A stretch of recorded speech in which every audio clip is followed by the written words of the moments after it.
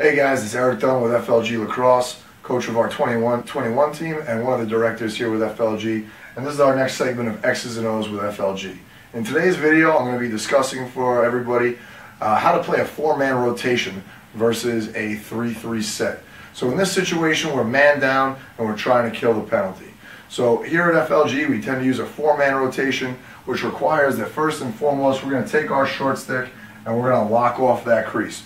Very important that those short sticks understand they need to be ball side of that player in the crease, and they need to kind of be vigilant of any sort of other cutters and making sure that they maintain that ball side responsibility.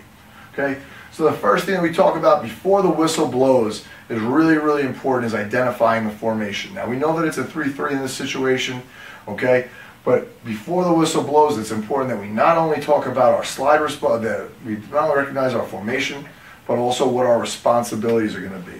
So the first guy we talk about identifying is our point defender. He's the guy in the top center of the formation, okay? To his right, okay, we have a guy here who's going to be responsible for stringing between these two players right here. So player 3 to his right, he'll be stringing between those two players in one direction or another, okay? We have the same thing on the other side with player 2. He's stringing between these two players, okay? And then we have player 4 on the bottom. He's responsible for stringing between the two bottom attackmen. Okay, so those are our basic responsibilities in this package. Okay, and I'm going to show you where everybody belongs as the ball moves. Okay, it's important to note, okay, that the ball rarely starts in the middle of the field. So very often the ball will start on one of these corners. So that point defender still needs to recognize where he is on the field. All right. So we're starting with the ball and the point.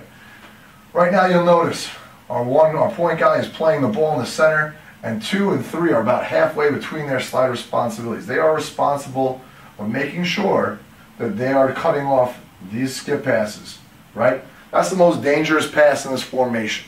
And it's really important to you young defensemen that you don't stare at that point guy, that you turn your shoulder to the ball and you look over your shoulder to make sure that this guy doesn't try and backdoor cut you here or here. Okay? Make sure that we always see our guy on the bottom to make sure that we're in the proper lane to cut that pass off. Alright, so as the ball moves now, we pick a side, and it's the same really no matter which way the ball moves. Okay? If the pass goes this way, and now this guy has the ball, alright, player 3 is going to come up and play the ball here. Player 4 is going to rotate over to the bottom. Player 2 is going to drop down to the backside. And okay, one thing I want to really stress to you young players out there, remember, you're man down. There's no reason to come out and do heavy pressure on the ball unless your coach is doing that by design, okay? Sometimes, you know, some coaches prefer to jump the ball. Right now we're going to play it a little bit more conservative. We want to stay tight and really force those shots from the outside. The last person who I didn't draw a little arrow for, this is our point guy, okay? This is where your responsibilities become very important.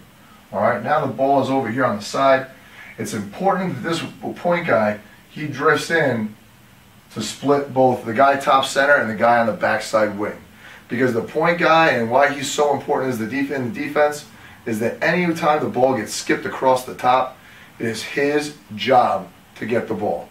I'm going to show you what I mean right now. Okay, so if 3 is here, okay, I'm going to redraw our defenders in. Okay, we had 3 on the ball. We had 4 over here on the ball side, and we had 2 drop down to the backside pipe. Okay?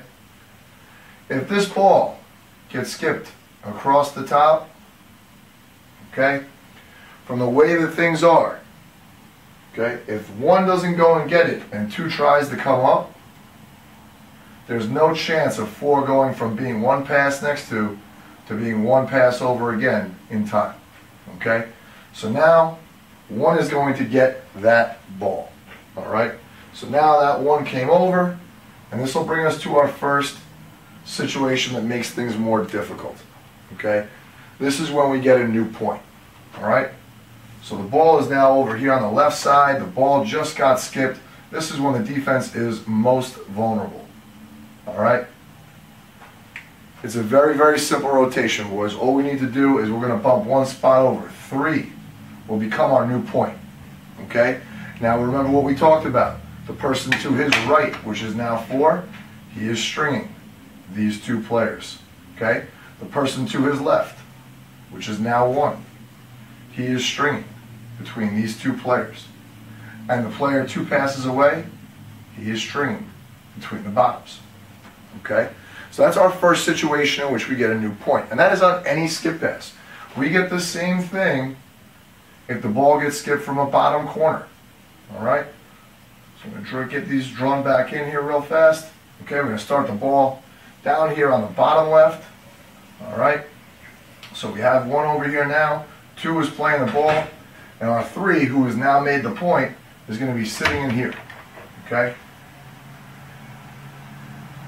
If this guy skips the ball either to the top center or all the way across the formation, it has to be gotten by 3.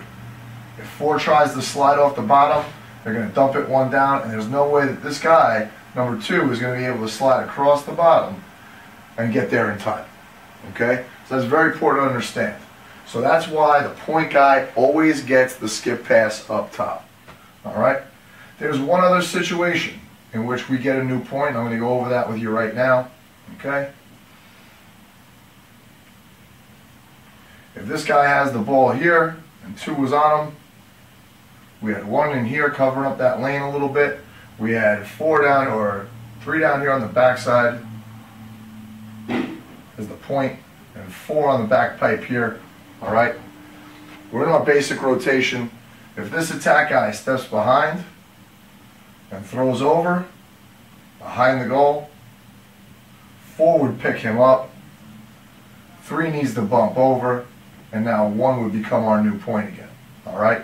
And again, every time that this guy here understands that he's bumping over to the middle, he needs to declare himself the new point, because that changes everybody's responsibilities.